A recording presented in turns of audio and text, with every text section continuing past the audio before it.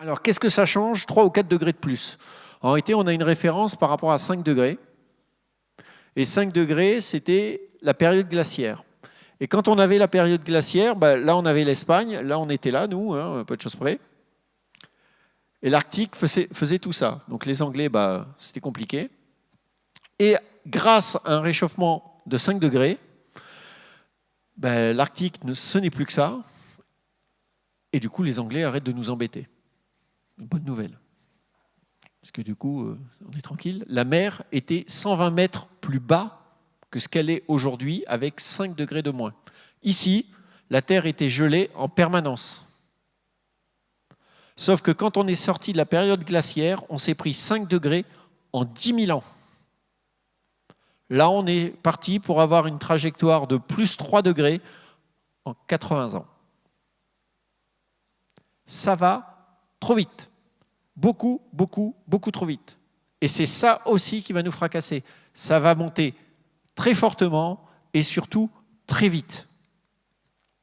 Et le très vite fait qu'on n'est même pas capable de s'adapter.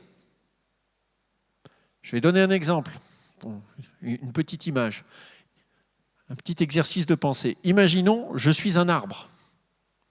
Je sais que le réchauffement climatique arrive, donc je décide discrètement de migrer vers le nord. Donc toutes les nuits, hop, je me lève, je fais un pas vers le nord et pouc, je me repose. Comme ça, le lendemain matin, plus personne n'a remarqué que j'avais bougé. Et je fais ça toutes les nuits. 1 mètre, toutes les nuits. En réalité, le réchauffement climatique va entre 2 et 3 fois plus vite que ça.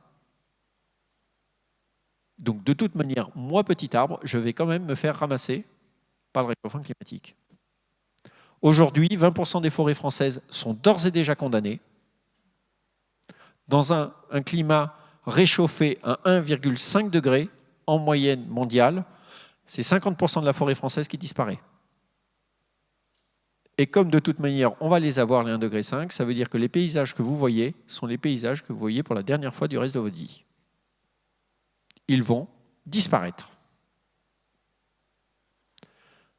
Et compte tenu du fait que le CO2 reste dans l'atmosphère pendant des milliers d'années, ça va marcher pour vous, pour vos petits-enfants, vos enfants, vos petits-enfants, petits-enfants. C'est irréversible à l'échelle de l'humanité. C'est arrêtable, mais c'est irréversible.